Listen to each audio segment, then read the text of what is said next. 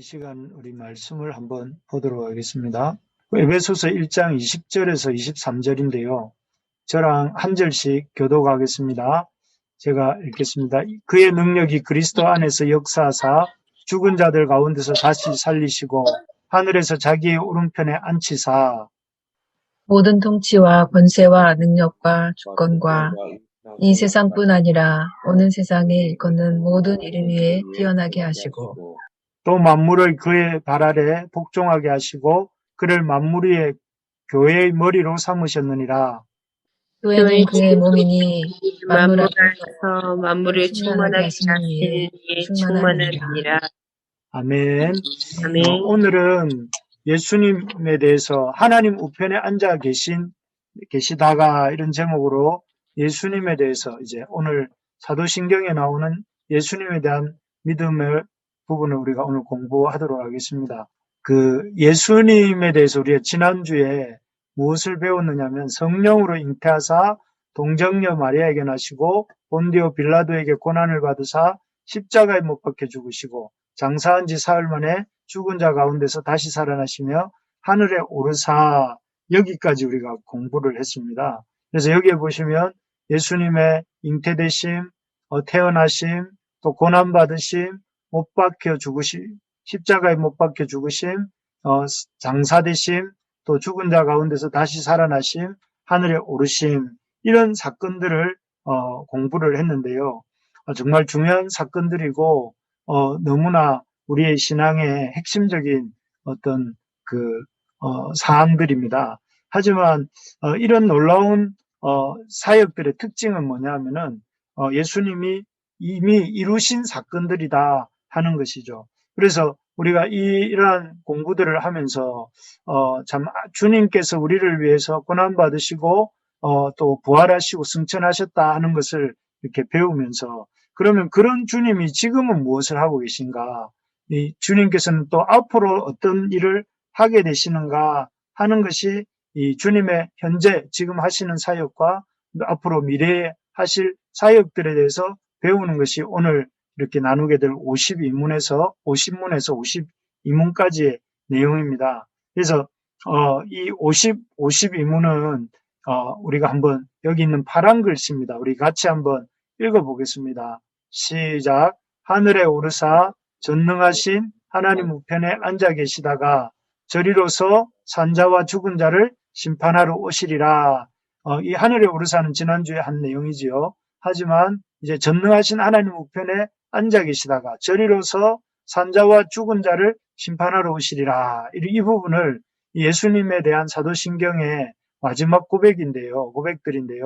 지금 예수님이 뭘 하고 계시냐면은 전능하신 하나님 우편에 앉아 계시다. 이렇게 표현을 합니다.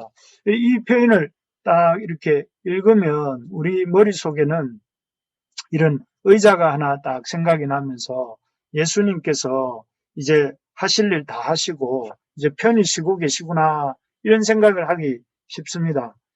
그런데 결코 이것은 예수님이 하나님 우편에 앉아 계신다라고 해서 예수님께서 이렇게 편히 쉬고 계시다, 할 일 다 하시고 쉬고 계시다 이런 뜻은 아닙니다. 이 구절의 의미는 뭘까요? 하나님 우편에 앉아 계시다. 사실 하나님은 영이시기 때문에 좌편이나 우편이 있는 것도 아니고 또 하나님 앞에 이런 따로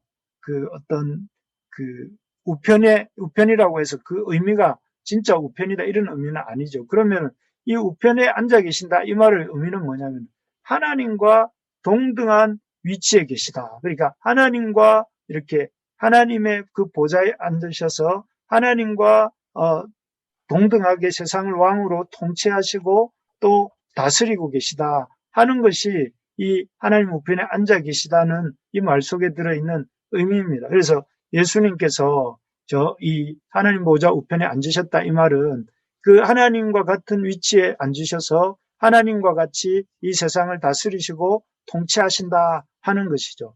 예수님 이 땅에 계실 때에 많은 고난을 받으셨잖아요. 십자가에 죽으시고 동정녀 마리아에게 태어나시고 또 이렇게 십자가에 고난 받으시고 죽으시고 장사되시고 이런 고난들을 받으셨는데 지금은 어디에 있는가 하시면 예수님께서 하나님 보좌 우편에 하나님과 동등한 위치에서 하나님과 함께 이렇게 다스리고 통치하고 계시다 하는 것이죠. 참 놀랍지 않습니까? 우리 옛말에 이런 말 있지 않습니까? No cross, no crown.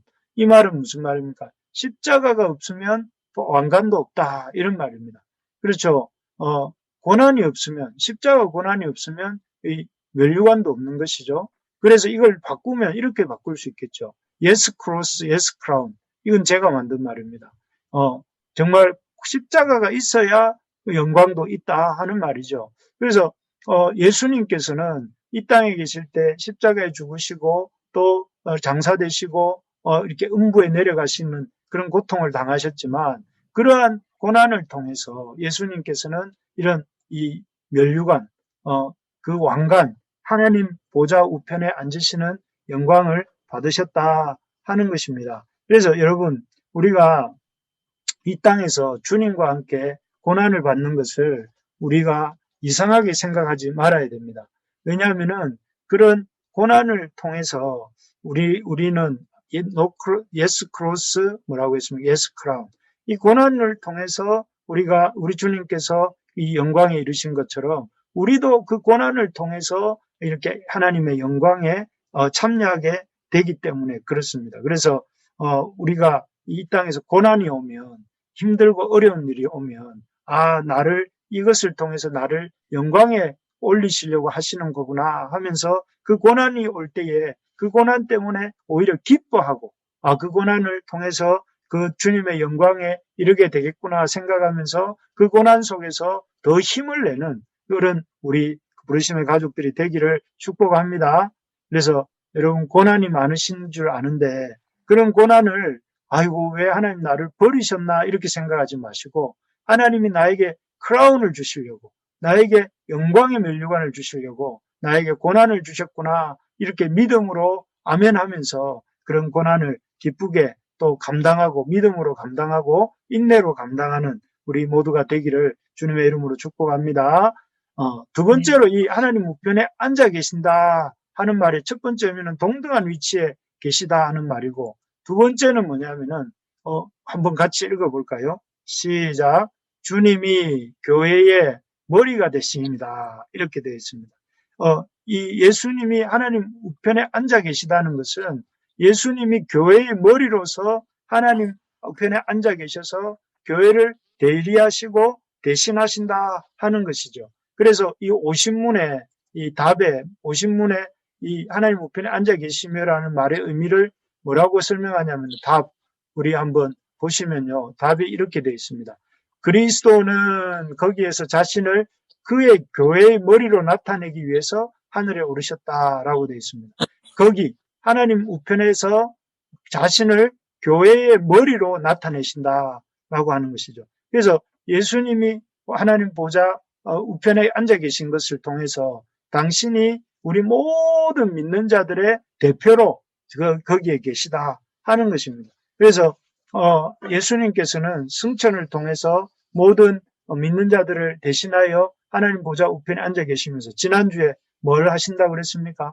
그 믿는 자들을 위해서 대언하시고 애드보케이트 이 변호하시고 또 거기에서 이 제사장이 되셔서 우리를 중보하시고 또 거기에서 왕이 되셔서 우리를 통치하시고 왕과 제사장과 또 선지자로서 우리에게 하나님의 성령을 보내셔서 하나님의 말씀을 깨우쳐 주시고 그래서 예수님이 하나님 보좌 우편에 앉아 계시면서 우리의 모든 중보자가 되어 주시고 왕이 되어 주시고 제사장이 되어 주시는 그런 의미가 바로 하나님 우편에 앉아 계시다 하는 일이죠. 참 이것이 감사할 일입니다. 여러분 우리가 어려운 일 당할 때 뭘 찾습니까? 사람들이 아는 사람을 찾습니다. 아는 사람을. 예를 들면 이런 거죠. 아파서 병원에 가면 큰 병원에 갈 일이 생기지 않습니까? 큰 병원에 갈 일이 생기면 제일 먼저 어떤 생각을 합니까? 막 그 까다로운 그 수속과 또 뭐 여러 가지 힘든 절차들을 생각해 보면서 혹시 아는 사람 없나? 이렇게 말하지 않습니까? 또 법원에 갈 일이 생기면 재판받을 일이 생기면 여러분 누구를 찾습니까? 법 쪽에 좀 아는 사람 없나? 그리스도인 검사나 또 변호사가 없나? 이렇게 찾기 쉽고, 또 집에 집에 어떤 부분이 고장이 나면, 보일러가 고장이 나거나 수도가 고장이 나거나 하수가 고장이 나면 뭘 찾습니까? 집을 잘 고치는 사람 누구 아는 사람 없나? 이렇게 아는 사람을 찾잖아요. 그런데 그 아는 사람이 어디에 있냐면은 하나님 우편에 앉아 계시는 이분이 우리가 아는, 또 우리를 아시는 분이시라는 것이죠. 그래서 예수님이 하나님 보좌 우편에 앉아 계시면서 주님의 우리 교회의 머리가 되셔서 우리를 대표하시고 대신하셔서 우리의 제사장이요, 우리의 왕이요, 우리의 선지자가 되셔서 우리를 이렇게 아시고 우리를 변호하시고 우리를 도와주신다 할 때에 얼마나 이것이 놀라운 특권입니까? 이 땅에서도 아는 사람이 그토록 중요할 때 하다 할진데, 하늘에 계신 우리 아는 분 정도가 아니죠. 우리의 목자가 되시고 우리의 구주가 되시고 우리의 그리스도가 되시는 그분이 하나님의 그 우편에 앉아 계시다. 여러분, 이야말로 할렐루야입니다. 왜냐하면은 우리 주님이 우리를 변호해 주시고 우리를 도와주시고 우리를 인도해 주신다고, 보호하시고 보존해 주신다고 하시니 얼마나 감사합니까? 그래서 이 하나님의 우편에 앉아 계시다는 말은 그냥 예수님이 보좌 우편에 앉아서 편히 쉰다 이런 말이 아니라, 이 고난 받으셨지만 높이 되셔서 하나님과 동등한 자리에 앉으셔서 통치하고 다스리신다는 것이고, 또 하나는 그 주님의 보좌에 앉으심으로 교회를 대표하시고 교회의 머리가 되셔서 이 교회를 이렇게 대표해 주시고 대언해 주시고 또 보존해 주신다 하는 것이죠. 그러면 구체적으로 이렇게 우리의 머리가 되신 그리스도가 하시는 일이 뭔가? 그리스도가 우리 머리가 되셔서 하시는 일은, 첫째는 이것입니다. 51문을 우리 한번 읽어보겠습니다. 51문 혹시 읽으실 수 있는 분들은 같이 한번 읽어주시면 좋겠습니다. 51문 같이 읽겠습니다. 우리의 머리 대신 그리스도의 이 영광은 우리에게 어떤 유익을 줍니까? 답. 그리스도는 거기에서 자신을 그의 머리로 나타내기 위해서 하늘에 오르셨으며 성부께서는 그를 통하여 만물을 다스리십니다. 예, 여기에 보면 그 보좌의 우편에 계시면서 그 교회의 머리가 되신 주님께서 하시는 두 가지 일이 나옵니다. 첫 번째는 뭐라고 되어 있냐면은 우리에게 교회의 머리가 되셔서 우리에게 하늘의 은사들을 부어주신다 이렇게 말씀하십니다. 그리고 여기 보시면 거기에서 그의 교회의 머리로 나타내기 위해서 하늘에 오르셨으며 성부께서는 그를 통해 만물을 다스리십니다.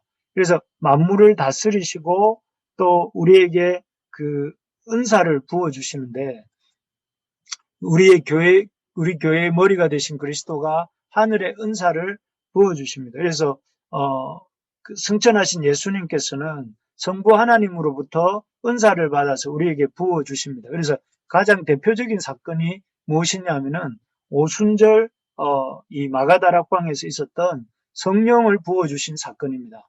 물론 구약에서도 성령님은 역사하고 계셨습니다. 그러나 그 구약에서의 성령의 역사는 제한적이고 또 유한했습니다. 어떤 부음받았다가 떠나기도 하시고 했지만 신약에서 예수님이 이 승천하신 후에 또 예수님을 통하여 하나님께서 보내주신 성령님은 이렇게 모든 사람에게 임했고 또 무한하게 부어졌고 영원히 이렇게 임하시는 그런 성령의 역사가 되었죠. 그래서 이 성령이 임하심으로 말미암아 교회가 태동되고 그 교회가 이렇게 예루살렘으로부터 사마리아와 또 안디옥과 또 그 소아시아와 유럽으로 교회가 점차적으로 이렇게 퍼져나가게 되지 않습니까? 그래서 여기에 보면 이 교회의 머리 되신 그리스도가 승천하심으로 그 그리스도 하나님 보좌 앞에 계시면서 우리에게 하시는 일들이 하늘의 은사들, 이 성령님으로 대표되는 하늘의 은사들을 부어주시고, 또 지금은 어떻게 하십니까? 지금은 이 하나님께서, 성령 하나님께서 이렇게 하나님을 통하여 그리스도께서 교회의 여러 직분들을 세우셔서 목사와 교사, 복음 전하는 자, 또 하나님의 그 말씀을 맡은 사람들을 세우셔서 지금은 교회를 건강하게 세워가시는 일들을 하고 계시죠. 그런 것들이 지금도 우리 예수님께서 하나님 보좌 앞에 계시면서 그 은사를 부어주셔서 은사를 부어주시는 일들 중에 하나인 것입니다. 그래서 교회의 머리 되셔서 하나님 보좌 앞에서 우리에게 하늘의 은사를 부어주신다 하는 것이라면, 두 번째는 우리를 모든 원수들로부터 보호하고 보존해 주신다 하는 것입니다. 요즘 여러분들 우리가 생명의 삶을 끝나긴 했지만 묵상했던 베드로 전서에 보면 믿는 자들을 향한 세상의 핍박이 엄청 심했던 것을 볼 수가 있습니다. 로마 사람들처럼 다신론을 믿지 않고 삼위일체 하나님을 한 분을 믿는다고 그 기독교인들을 이 무신론자라고 핍박을 하고, 또 우리 기독교인들이 주님의 어떤 고난과 십자가 고난을 기억하면서 떡과 잔을 떼서 먹고 마시는 성찬식을 제대로 이해하지 못해서 이 그리스도인들이 사람의 살과 피를 진짜로 먹고 마시는 줄 알고, 또 이런 그리스도인들을 핍박하고, 또 그리스도인들이 서로 형제 자매라고 부르니까 그것을 보고 이 그리스찬 집단은 혼음하는 집단이다 이렇게 말을 해서 핍박을 했습니다. 그래서 어떻게 핍박을 했습니까? 이들을 공직에서 쫓아냈습니다.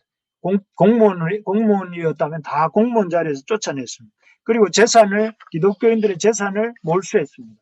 그리고 그것도 안 되면 이 사람들을 잡아다가 콜로세움에다가 던져놓고, 이런 큰 콜로세움에다 던져놓고 굶주린 사자들을 풀어가지고 아주 이렇게 이 사람들을 아주 이렇게 아주 살벌하게 죽임 당하도록 했던 것입니다. 참으로 우리가 생각만 해도 끔찍한 이런 핍박이 아닐 수 없습니다.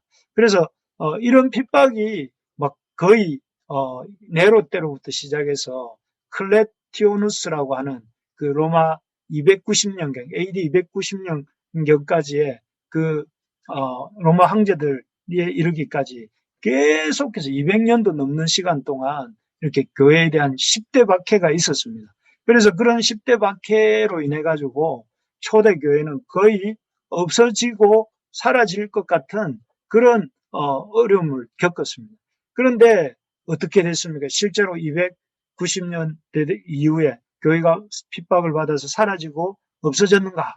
아닙니다. 오히려 이 가운데 교회를 승천하신 주님께서 보호하시고 보존하시고 통치하셔서 순교한 자들에게는, 이 콜로세움에서 아주 이렇게 유혈이 낭자하게 순교한 사람들에게는 이 하나님의 영광에 참여하는 그런 복을 내려주시고, 또 그렇지 않았던 이 땅의 교회들은 핍박 속에서도 오히려 질적 양적으로 성장케 하셨습니다. 그래서 교회가 AD 313년에 콘스탄틴이 교회를 공인을 하고 AD 381년 밀라노 칙령에 의해서 교회가 국교가 되는, 꼭 좋은 일이라고 볼 수는 없지만 어쨌든 로마 제국이 교회를 인정할 수밖에 없는 상황으로 갈 정도로 교회가 질적 양적으로 팽창하고 성장할 수 있었던 이유가 무엇입니까? 바로 여기에 있습니다. 우리를 여기 말하고 있지 않습니까? 우리를 모든 원수들로부터 보호하고 보존하셨기 때문에 그렇습니다. 주님께서 하시는 일, 승천하신 주님께서 하시는 일은 바로 교회를 모든 원수들로부터 보호하고 보존하시는 일입니다. 지금도 마찬가지입니다. 지금도 주님께서는 이렇게 우리를 어떠한 상황, 어떠한 원수에게서라도 우리를 지키시고 보존하시는 것. 그래서 주님의 이 놀라운 은혜 가운데 우리를 이렇게 지키시죠. 그래서 여러분, 지금 우리가 겪고 있는 고난들, 이 고난들을 속에서 오히려 우리를 강하게 하시고 우리를 견고하게 세우시고 놀라운 영광을 허락하실 것을 이렇게 바라볼 수 있기를 바랍니다.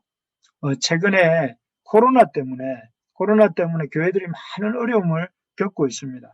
우리가 그렇게 정성스럽게 준비했던 성탄 예배, 또 송구 영신 예배도 함께 참 모이지 못할 것 같아요. 모이지 못하고 방송에 관계된 중요한 이렇게 몇 분과 또 우리 청년들 몇 사람 모여서 이렇게 이 유튜브로 온라인으로 이렇게 보아야 될 것 같은 상황입니다.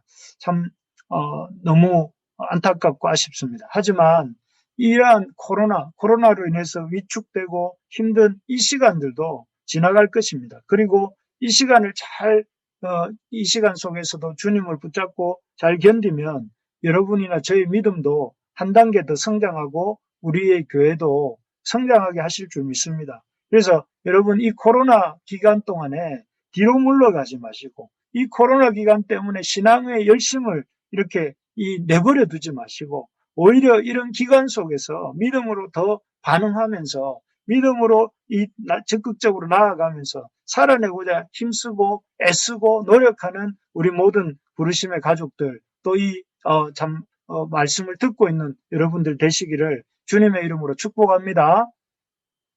고난은 지나갑니다. 그리고 그 고난은 우리를 넘어뜨릴 수 없습니다. 왜요? 주님이 우리를 모든 원수들로부터 보호하고 보존해 주시기 때문에 그렇습니다. 그래서 여러분 이 고난의 시간들을 이렇게 고난의 시간에 압도되지 마시고 우리를 지키시고 보호하실 주님께서 결코 고난에서 우리를 내버려 두지 않으시고 이끄실 것을 믿음으로 승리하는 저도 되고 여러분도 되고 우리 교회도 되고 이 땅의 모든 하나님의 백성들이 되기를 주님의 이름으로 축복합니다. 그래서 이런 교회의 머리 대신 그리스도가 이렇게 하시는 일, 이 두 가지가 우리의 참 승천하셔서 하나님의 그 통치에 함께 하시면서 우리에게 은사를 부어주시는 이 일이 주님의 현재적 사역이라면 이제 이 3번은 주님의 미래적 사역. 주님이 그러면 지금은 우리를 은사를 주시고 우리를 지키시고 보호하시는 일을 한다면 앞으로는 무슨 일을 하시는가?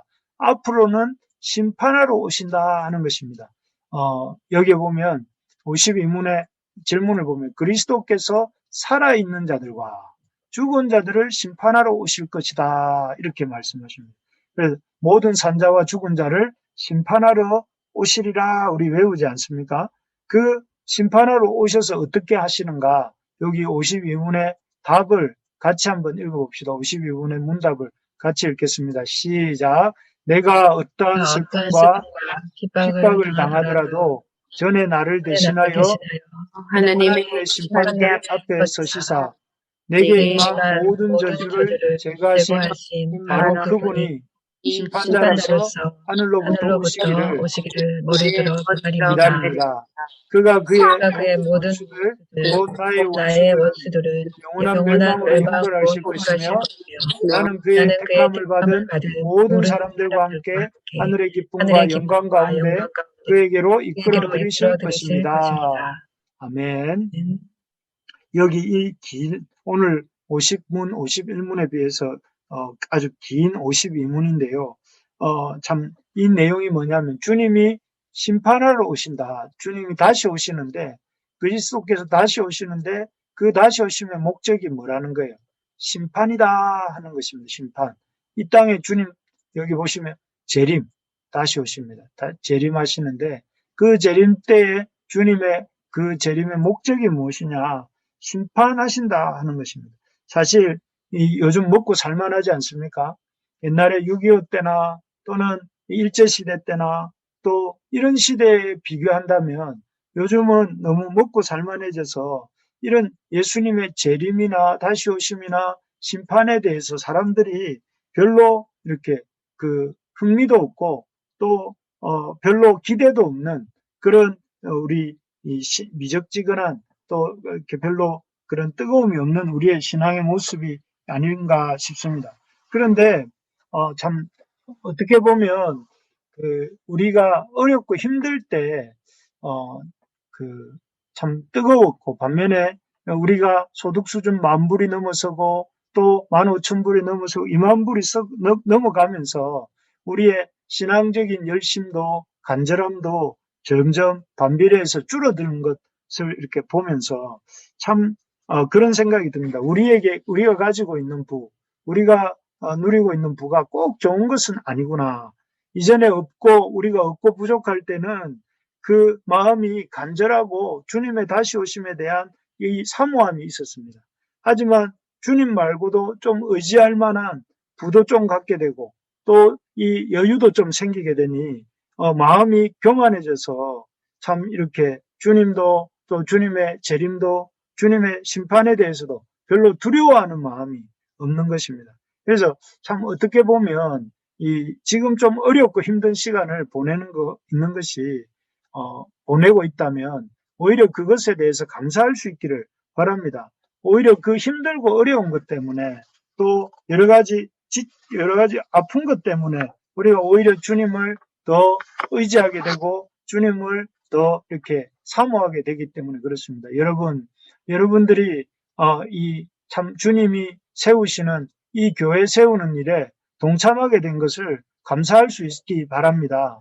우리가 이 어려운 또 개척의 현장에 저도 여러분도 동참해서 하나님 나라를 이 장전동 일대에 세워가는 일들을 통해서 우리가 한계도 느끼고 어려움도 느끼고 참 답답하고 어디 이렇게 도움을 청할 때도 없고 그럴 때 우리가 어떻게 합니까? 그것 때문에 근신하게 되고 깨어있게 되고 더 간절하게 기도하게 되고 또 더 몸을 써서 헌신하게 되지 않습니까? 그런 것들이 오히려 우리가 힘들 수는 있겠지만 그것이 우리를 더 이렇게 주님 앞에 서도록 도와주고 주님의 그 은혜를 사모하도록 도와주고 주님을 붙들도록 도와주는 것입니다. 그렇기 때문에 여러분 이렇게 어려운 상황 속에서 주님 섬길 수 있는 것을 감사하게 생각하시기 바랍니다.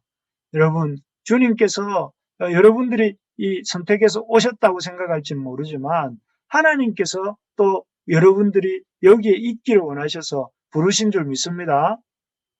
그래서 여러분 힘들지만 이 개척의 현장에 또 고난의 현장에 교회 세워가는 현장에 또 그 역사의 한복판에서 참여할 수 있는 것을 기뻐하고 감사하는 우리 부르심의 가족들 되기를 축복합니다. 네, 저도 그렇게 생각합니다. 그래서 어쨌든 이 52문에서는 예수님의 이 재림과 심판에 대해서 이렇게 몇 가지 중요한 교훈들을 말씀하는데요. 첫 번째는 예수님이 재림하시고 오실 때는 그 목적이 앞에서도 말씀드렸지만 심판을 위한 것이다 하는 것입니다. 여기 52문의 그 제목을 보면 이렇게 되어 있습니다. 그 앞에 보았지만 이 예수님이 다시 오실 때에 살아있는 자들과 죽은 자들을 심판하러 오실 것 이렇게 말씀하세요. 심판하러 오신다. 요즘 여러분 우리가 사는 이 땅도 겉으로 보면 법치주의니 민주주의니 하면서 이렇게 말을 하지만 실제로는 이 땅 겉으로는 법치주의 민주주의 말하지만 그 이면에는 유전무죄 무전유죄 하면서 또 약육강식의 원리가 이렇게 이 판치는 그런 이 정글 같은 세상이죠. 그래서 힘 있는 자들은 법을 어겨도 법의 심판도 피해가면서 또 참 일도 하지 않으면서 배가 터지고 집이 무너지도록 부를 소유하고 또 갑질을 합니다. 반면에 힘없는 자들은 어떻습니까? 법의 제재는 제재대로 받으면서 경제적인 고통과 고난은 덤으로 받으면서 한없는 참 이런 그 억울함과 슬픔과 고통을 당하는 게 이 현실이지 않습니까? 이런 현실 속에서 참 법에 호소를 해보지만 법도 가난한 자들은 보호해주지 않습니다. 그래서 참 이 세상에는 억울하고 슬픔 속에 사는 이들이 많습니다. 그런데 주님 뭐라고 하시느냐 하면은 주님께서 이 땅의 모든 불의와 불법과 또 이 죄악들을 심판하러 오신다 하는 것입니다. 그때는 그 주님의 심판은 불의하지 않을 것입니다. 그 주님의 심판은 기계적이지 않을 것입니다. 그 주님의 심판은 하나님의 주님의 그 불꽃 같은 눈동자로 이렇게 모든 원수들, 모든 악인들을 한 명도 빠짐없이 영원한 멸망으로 던지시고 형벌하실 것입니다.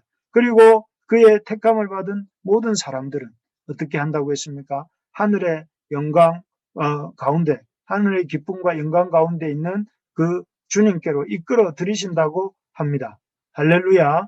이 하늘 법정에서는 이루어지는 이 마지막 심판은 불의하지 않고 또 이 어떤 치우치지 않고 또 아주 기계적이지 않고 아주 의롭고 진실하고 주님의 그 공평함으로 하게 될 이런 이 심판인 것입니다. 그래서 그날에 모든 악과 악인과 악행과 또 죄악들은 다 심판을 받게 되는 것입니다. 그렇기 때문에 여러분 지금 우리가 이 땅의 삶으로 인해서 참 너무 낙심하거나 너무 좌절하거나 너무 염려하지 말기 바랍니다. 이 땅의 삶이 전부인 것처럼 착각하지도 맙시다. 그리고 이 땅에 영원히 살 것처럼 이 땅의 물질을 탐하지도 맙시다.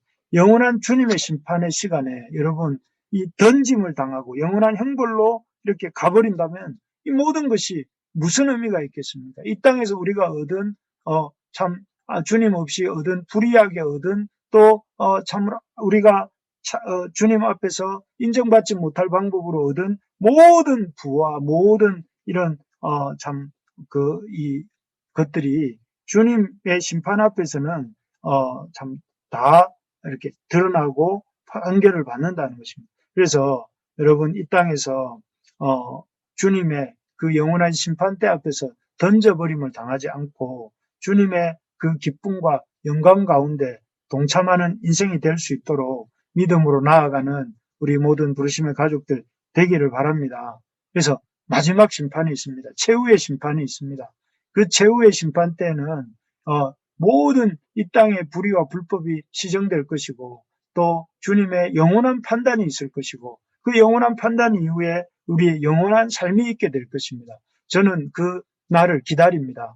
그 날에 우리의 모든 억울함을 신원해 주시고 우리의 모든 이 답답함을 풀어주시고 또 이 악과 고난을 이렇게 바로잡아 주실 그 주님을 사모합니다. 그래서 정말 머리 들어 그분을 기다립니다. 여러분 우리 부르심의 가족들도 여러분들이 겪고 있는 그 답답함과 안타까움들을 주님이 주님의 날에 이렇게 바로잡아 주실 것을 기대하시기 바랍니다. 예. 그리고 이 주님의 오심은 심판을 위한 오심이다. 첫 번째가 그렇다면 두 번째 주님의 오심의 목적은 뭐냐면 모든 산자와 죽은 자들을 심판하러 오신다 하는 것입니다.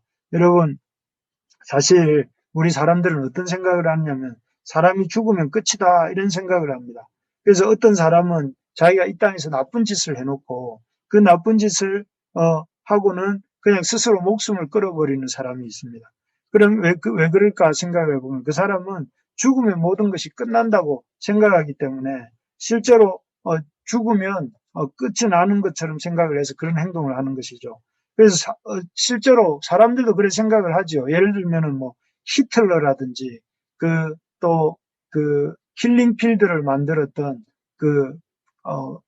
캄보디아의 이름이 생각이 갑자기 안 나는데 그런 참 킬링필드의 주범들이라든지 이런 사람들은 참 수백만의 사람들을 죽게 만들고 또 악행을 행하지 않았습니까? 그런데도 그런 사람들이 죽었기 때문에 사실은 그 역사의 단죄가 끝난 것처럼 생각을 하는데 앞에서 분명히 뭐라고 했습니까? 주님이 오셔서 무엇을 하시는가 하면 살아있는 자들과 죽은 자들을 심판하러 오신다라고 말을 합니다. 사람이 죽는다고 끝나는 게 아닙니다. 죽었다고 해서 끝이 나는 게 아니라 죽음 이후에 뭐가 있느냐면은 심판이 있습니다. 죽음 이후에 심판이 있습니다. 죽는다고 끝이 나는 게 아니고 죽음 이후에 심판이 있다는 것. 그리고 그 심판에서 우리 삶에 대한 진정한 평가가 이루어지는 것입니다. 우리가 살아있는 동안에 이것을 기억하며 살아야 됩니다. 우리가 죽으면 끝이 아니라 죽은 이후에 주님의 심판이 있고 주님 다시 오실 때 또 주님의 심판이 있습니다. 그래서 그날에는 우리 인생에 대한 진정하고 최종적이고 궁극적인 평가가 이루어질 것입니다.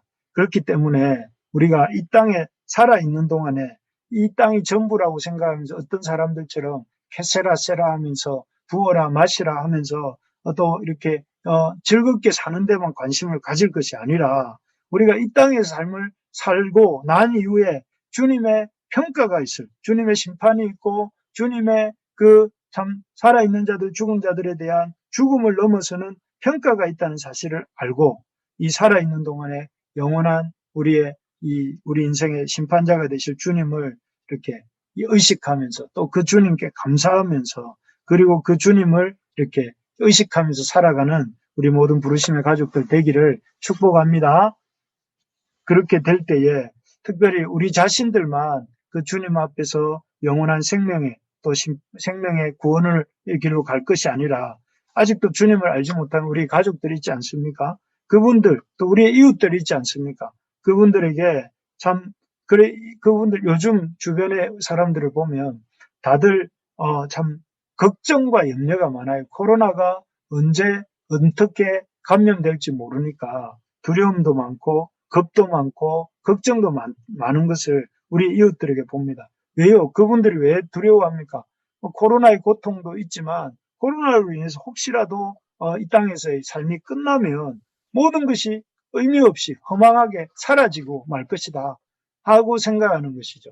그리고 또 그들 속에는 이 하나님을 비록 믿지 않을지라도 그 이면 깊은 곳에는 이런 하나님이 지으신 피조물이기 때문에 하나님의 심판에 대한 두려움이 있어요. 그래서 그 두려움이 그렇게 이 죽기를 두려워하게 만들고 어떻게든 살려고 애쓰게 만드는 그런 어떤 힘으로 작용하고 있는 것이죠.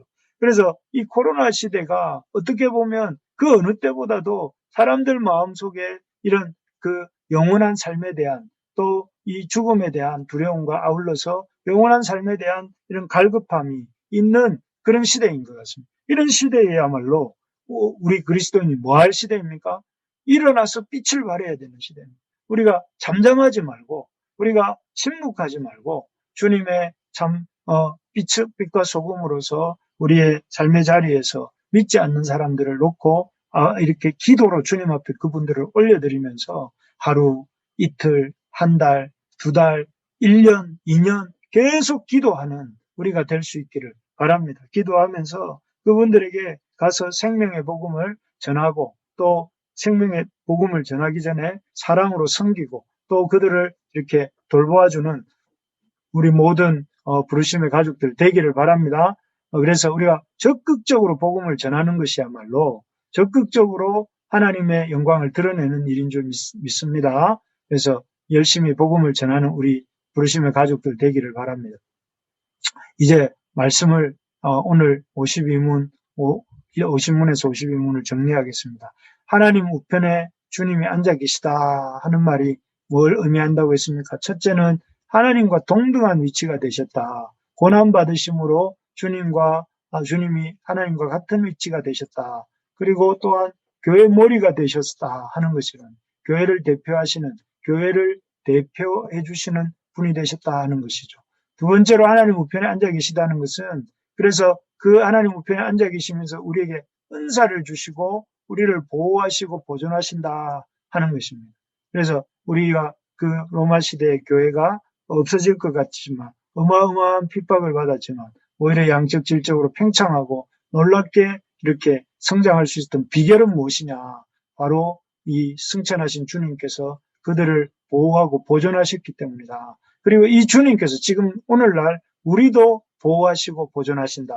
그래서 우리를 지키시고 보존하셔서 어떤 어려움이 있다 할지라도 이 코로나 속에서도 우리를 보호하시고 보존하실 것입니다. 그렇기 때문에 이 코로나 시대에 두려움에 벌벌 떨지 말고 이 코로나 시대일지라도 우리가 주님을 의지하면서 우리를 지키시고 보호하실 주님을 의식하면서 담대하게 주님 앞에서 살아가는, 오히려 더 적극적으로 믿음 안에서 살아가는 우리 모두가 되자, 이렇게 말씀을 드렸습니다. 그리고 마지막으로 우리 하나님 우편에 앉아 계시다는 의미는 그분께서 다시 오시는데 산자와 죽은 자를 심판하러 오신다 하는 것입니다. 주님 앞에서는 어떤 사람도 예외가 없습니다. 하나님께서 그 하나님의 하늘 법정에서는 어떤 불의와 부조리도 없습니다. 형벌받을 자가 면제받거나 또 죄가 없는 자가 형벌받는 일은 결코 없습니다. 억울한 자가 그 죄가 없음에도 벌을 받는 억울한 자도 없을 것이고 제가 있음에도 넘어가는 그런 억울한 일도 없을 것입니다. 모든 사람이 공정하게 공의롭게 우리의 구주가 되시는 그 주님의 이 불꽃 같은 눈동자 앞에서 심판을 받을 것이고 그 심판 앞에서는 어떤 존재도 죽은 자나 산 자나 예외 없이 심판을 받게 되고 또 그래서 이 주님 앞에서 산 자는 하나님의 영광에 들어갈 것이고 그렇지 않은 자는 영원한 형벌에 던져질 것입니다. 그렇기 때문에 우리가 이 하나님 우편에 앉아 계신 주님을 이렇게 기억하면서 우리 주님의 그 고난을 주님의 고난 받으셨던 고난을 우리가 기쁘게 받게 해주시고 또 우리의 삶에 대한 두려움을 갖지 말고 주님이 우리를 보호하시고 보존하시고 은사를 주신다는 것을 믿고 주님의 공급하심을 믿고 주님의 의지하는 자가 되게 해주시고 또 주님 앞에 마지막 심판받을 때를 기억하면서 두렵고 떨리는 마음으로 살아가는 우리 모두가 되게 해달라고 오늘 말씀 생각하면서 우리 같이 한번 이 말씀 붙들고 기도하는 시간 가지면 좋겠습니다.